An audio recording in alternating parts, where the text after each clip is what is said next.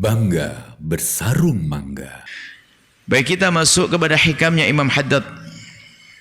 Berkata Imam Haddad rahimahullah ta'ala, nafa'ana Allahu bihi wa bi ulumihi wa bi ulum masyaikhihi wa talamidatihi fid daraini. Amin. Ad-dunya al-mahmudah,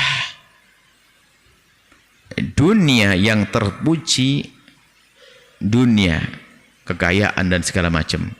Itu rupanya ada yang terpuji dan ada yang tidak terpuji. Kalau ad-dunya mal'unatun, dunia adalah terkutuk, termasuk di dalamnya terkutuk. Nah, tentu dunia macam apa yang terkutuk itu? Ternyata tidak semua dunia terkutuk. Untuk beri nafkah istri adalah dunia, keluarga, nafkah dunia. Untuk bangun masjid adalah kekayaan juga dunia. Maka harus digabungkan antara riwayat-riwayat. Maksud Nabi itu apa? Kan begitu. Dunia ternyata ada yang al-mahmudah, dunia tersanjung, dunia yang terpuji, dunia yang baik. Oh, jadi ada kekayaan yang baik? Iya, ada. Ada kekayaan yang jelek. Ya allati yasiru biha ila fi'li khairin. Dunia kekayaanmu akan dianggap sebagai kekayaan yang baik adalah yallati yasiru biha ila fi'li khairin. Yang seseorang dengan kekayaannya akan sampai kepada kebaikan. Artinya kekayaan yang digunakan untuk melakukan kebaikan, maka itu kekayaan yang terpuji. Kekayaan yang terpuji. Yanju biha min fi'li syarrin. Allah menjadikan sebab seorang yang mempunyai kekayaan akan terbebaskan dari kejahatan gara-gara kekayaan tersebut. Maka kekayaannya menjadi terpuji karena menjadi sebab dia terhindar dari kemaksiatan. Gara-gara dia memiliki kekayaan lalu dia tidak mencuri, berarti kekayaan berguna bagi dia. Untuk menjaga kekayaan yang digunakan untuk menjaga kehormatan keluarga, rumah dan sebagainya menjadi terhormat karena menjauhkan dari kemaksiatan. Jadi jangan serta-merta di saat disebut namanya harta dan dunia lalu kita anggap itu adalah sesuatu dosa haram. Tidak. Bahkan orang memiliki kekayaan sah-sah saja. Tapi kekayaan kita ini kekayaan yang terpuji atau tidak? Oh, yang menjawab ya kita sendiri. Apa yang kita perbuat dengan kekayaan itu? Kalau kita punya ide-ide cemerlang dengan kekayaan itu untuk melakukan banyak kebaikan dan terwujud kebaikan dengan kekayaan tersebut, maka ketahuilah bahwa kekayaan Anda adalah kekayaan yang terpuji. Al-mahmudah. Ada dunia al-mubahah, enggak terpuji, enggak dicaci, biasa-biasa saja. Tapi yang jelas ada hisabnya, akan ditanya oleh Allah. Apa itu? Yallati la yaqa bisababiha fi tarki ma'murin wala rukubi mahdhurin, yaitu kekayaan yang tidak menjadikan sebab dia melakukan ketaatan, juga tidak menjadi sebab dia terjerumus dalam kemaksiatan, hanya biar begitu-begitu saja. Ada wa dunyal madmumatu, ad-dunya yang tercela. Kekayaan yang tercela ala sinal lisanil kitab wa sunnati yang disebutkan dalam Al-Qur'an dan hadis. Ada kekayaan yang tercela. Disebutkan dalam Al-Qur'an dan hadis Nabi, yaitu yallati yaqa'u bisababiha fi tarki ta'atin aw fi maksiatin, yaitu segala kekayaan harta yang menjadi sebab dia meninggalkan kewajiban, meninggalkan ketaatan, atau menjadi sebab dia melakukan kemaksiatan, maka ketahuilah itu harta yang tidak terpuji. Nah, ini setelah pencarian, ya, bab pencarian lain sendiri. Ini bukan bab pencarian. Di saat sudah berada di tangan, dalam keadaan kita mengambilnya dengan cara yang benar. Jadi yang dibicarakan ini adalah harta halal. Yang dibahas ini adalah harta halal pun menjadi tidak terpuji pada akhirnya. Kalau harta haram nggak ada pembahasan di sini. Jadi misalnya Anda bekerja dengan benar, uang nafkah dari suami dari pekerjaan yang halal bersih yang diterima seorang istri, yang diterima oleh anak dari sang ayah dari pekerjaan yang halal, jelas pekerjaannya halal. Kalau pekerjaan yang haram pasti tidak terpuji, nggak usah dibahas lagi. Kalau yang haram nggak ada, yang haram menjadi terpuji, menjadi mubah, menjadi tercela, nggak ada. Biarpun katanya untuk sholat nggak, untuk sedekah, nyuri bangun masjid, ya nggak ada menjadi kebaikan, tetap tercela itu harta. Mencuri untuk bangun masjid, mencuri untuk bangun pondok, enggak. Bukan itu yang dibahas. Yang dibahas adalah harta halal. Ternyata halal pun menjadi terpuji, ada menjadi tidak terpuji, atau menjadi mubah. Tergantung bagaimana cara menggunakannya. Sebab urusan harta kan ditanyanya 2 kali. Dari mana kau dapat dan akan kau gunakan untuk apa? Kalau dari mana yang kau dapat sudah haram, enggak ada pertanyaan selanjutnya. Langsung hukuman neraka. Tapi yang aku mendapatkan harta dengan cara yang baik dan benar, akan ditanya untuk apa? Seorang suami bekerja diberi oleh Allah rezeki yang banyak, tapi digunakan untuk maksiat, minuman keras dan sebagainya. Seorang suami punya harta rezeki yang halal diberikan kepada seorang istri, kan halal, tapi istri menggunakan tidak benar. Kadang untuk misal melanggar suaminya, khianat suaminya dan sebagainya, menumpuk-numpuk dosa di sini. Jadi tercela bagi dia, menjadikan dia tercela. Diberi oleh kekayaan malah dia berzina, minum. Nah, ini yang semula dari halal, seorang istri nerima uang dari suami halal, tapi tak taunya digunakan untuk melakukan kehinaan. Naudzubillah. Dosanya dosa ke suami, dosa kepada Allah. Nah, ini misalnya seorang laki-laki diberi oleh Allah rezeki halal, bahkan mungkin masya Allah sangat halal, bahkan hasil daripada bekerja di tempat yang mulia, tapi setelah itu dibelanjakan yang haram untuk melakukan zina, mabuk, judi. Naudzubillah. Maka menjadi harta yang tercela. Harta yang tercela. Jadi tercelanya harta ini adalah bukan karena zatnya harta, akan tapi karena penggunaannya. Maka jadikanlah harta kita semuanya adalah harta yang terpuji. Halal itu jangan sampai kita mendapatkannya dengan susah payah, meres keringat banting tulang, masya Allah. Pemberian dari orang tua yang sangat kita cintai ternyata kita gunakan untuk yang haram. Khianat kita dengan orang tua kita, yang dilalang oleh orang tua kita ternyata malah kita, orang tua melarang jangan lakukan ini, aku tidak mau nak, daripada kamu nggak karu-karuan jangan. Akhirnya diberi oleh Allah, diberi oleh orang tua harta yang bersih halal, ternyata digunakan untuk melanggar. Seorang perempuan yang diberi oleh suami nafkah, ternyata digunakan untuk khianat dan sebagainya. Bagaimana mengkhianati suaminya dengan harta dari suaminya? Dosa apa yang lebih gede dari itu? Tentu kehinaan. Seandainya kehinaan di atas kehinaan, kejelekan di atas kejelekan, kerendahan di atas kerendahan. Banyak tidak mensyukuri, banyak kejadian-kejadian bahwa dalam diri kita sendiri diberi oleh Allah karunia nikmat halal, tapi kita menggunakannya untuk yang haram. Baik, maka menjadi tercelah harta tersebut biarpun semula adalah dari yang halal. Tapi kalau harta haram nggak perlu dibahas lagi, haram tetap haram, biarpun katanya untuk kebaikan, tidak akan menjadi sebuah kebaikan. Karena apa? Nggak akan dianggap sah kalau orang wudhu. Wudhu benar tapi pakai air kencing. Mulai kapan wudhu dengan air kencing akan menjadi suci?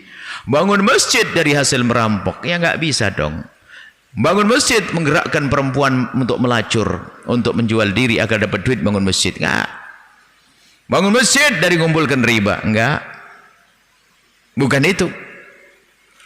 Akan tapi dari harta halal ternyata akan dirusak oleh perilaku kita. Bersih hartanya, halal, tapi ternyata menjadi sebab kita dimurkai oleh Allah karena kita menggunakannya dengan cara yang tidak baik, yang tidak benar, atau dengan cara yang dimurkai oleh Allah Subhanahu wa taala.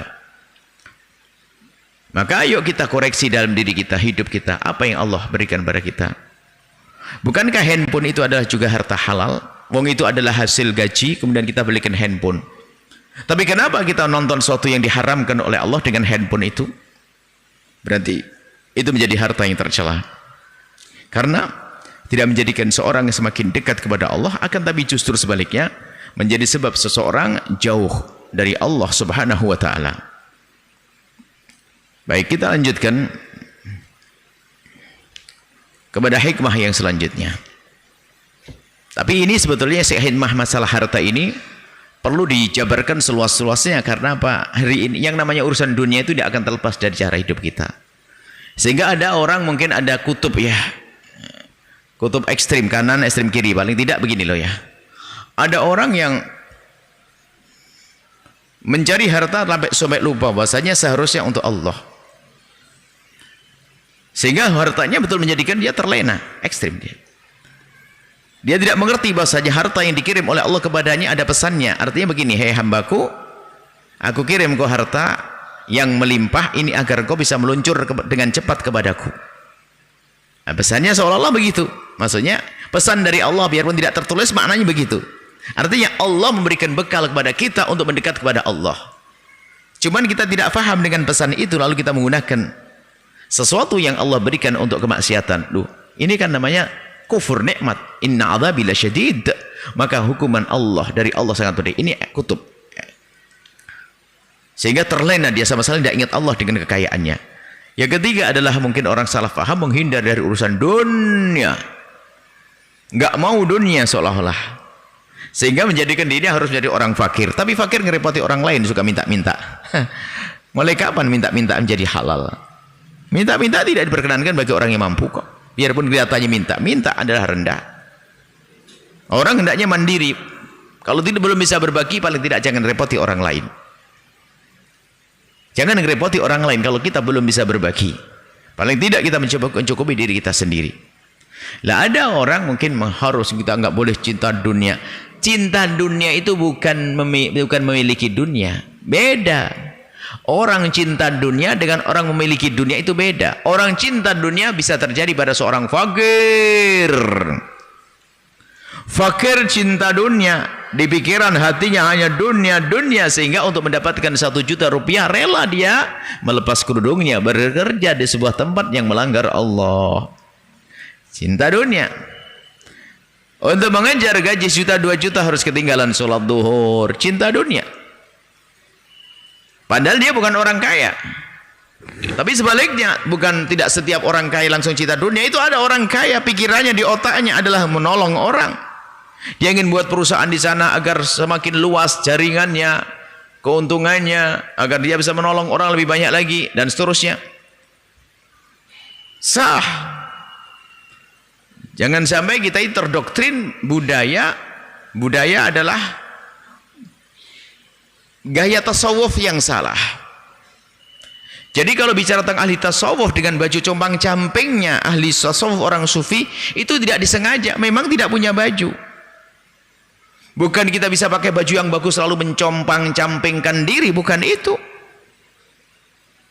Bahkan dia mungkin akan menjadi sombong dengan gaya compang-campingnya. Suatu kita pakai baju yang bagus, yang bersih, sah. Asalkan tidak masuk merendahkan orang lain. Suatu ketika ada seorang bertanya kepada Rasulullah. Di saat Nabi menyebut tentang kesombongan yang menjatuhkan, kesombongan yang meruntuhkan, kesombongan menjadi sebab orang hina. Lalu seorang sahabat Nabi bertanya, ya Rasulullah, ada seorang laki-laki itu senang pakai baju yang bersih, yang bagus lah, maksudnya bagus yang wajar, jadi tampak rapi, tampak bersih. Apakah ini tergolong sombong? Nabi jawabkan, oh bukan. Innallaha jamil yuhibbul jamal. Allah maha bagus dan senang orang yang bagus. Bagus maksudnya rapi, bersih. Nah, lalu Nabi menyebutkan yang namanya sombong bukan orang pakai baju bagus atau pakai mobil mewah, gedung megah. Oh, bukan itu.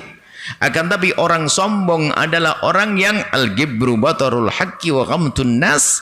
Yang namanya sombong adalah batarul haqq. Kalau orang dikasih nasihat menolak kebenaran yang dikirim kepadanya, nggak bisa nerima, maka itu sombong. Atau ghamtun nas, merendahkan manusia. Mungkin karena kekayaannya, mungkin karena ibadahnya, mungkin karena dia punya ilmu, mungkin karena dia Masya Allah selama ini disanjung-sanjung orang, sehingga kalau melihat orang merendahkan, Maka memandang orang-orang dengan pandangan merendahkan itu kesombongan. Bukan pakai baju. Baju yang bagus, mobil mewah, bukan. Mobil mewah halal dari kerja keras sah. Pada zaman Nabi pun ada orang pakai kuda yang mahal-mahal. Kuda mahal yang dipakai zaman itu mungkin seperti kuda. Hari ini pun ada orang punya kuda, harganya berapa? 6 apa? Tak pikir 6 juta. Bukan Bu ya, 600. Kuda 600 juta. Oh yang itu lebih lagi Bu ya. Oh sudah. Yakin? 600 juta kan kuda kayak mobil mewah. Mobil bagus. Nah, zaman dulu ada orang kudanya gagah-gagah begitu. Tapi bukan orang sombong, dia tawadhu, suka berderma, dinasihati oke. Maka Anda boleh punya harta melimpah, tapi jangan sombong, ditandai dengan begitu mudahnya Anda untuk dinasihati. Kalau ingin punya harapan dan cita-cita, jadilah orang yang bermanfaat. Maka jangan sampai bicara tentang orang zuhud itu lalu menjadi orang fakir. Orang Nabi bicara tentang zuhud, kok kita bicara tentang kefakiran? Zuhud itu disanjung, bukan fakir. Zuhud itu adalah tidak membiasakan cinta dunia, itu zuhud. Bukan fakir. Jadi orang yang hatinya tidak terpesona dengan gebiar dunia, maka itulah zuhud. Zuhud bukan laisa zuhdu alla tamlika syai' wa innama zuhdu allam alla yamlikaka syai'u. Dikatakan bahasanya zuhud itu bukan berarti engkau tidak memiliki sesuatu, bukan. Tapi yang namanya zuhud adalah engkau tidak dimiliki oleh apapun. Harta hanya ada tangan, bukan di hati. Sehingga biarpun dia menjadi orang kaya raya, dia tidak sombong, dia mudah berderma. Maka bercita-citalah Anda untuk punya kekayaan agar bisa banyak sedekah. Baru masuk bahasan ini. Jadikan hartamu adalah harta yang bermanfaat, yang menjadikan sebab kita semakin dekat kepada Allah Subhanahu wa taala. Baik, ini yang mungkin yang bisa kami sampaikan. Kita harus waspada. Karunia-karunia Allah berikan kepada kita. Lihat apakah itu harta yang terpuji atau harta yang mubah atau harta yang tercela. Semuanya tergantung bagaimana cara kita menggunakan harta-harta tersebut. Wallahu a'lam bissawab. Syukran jazilan.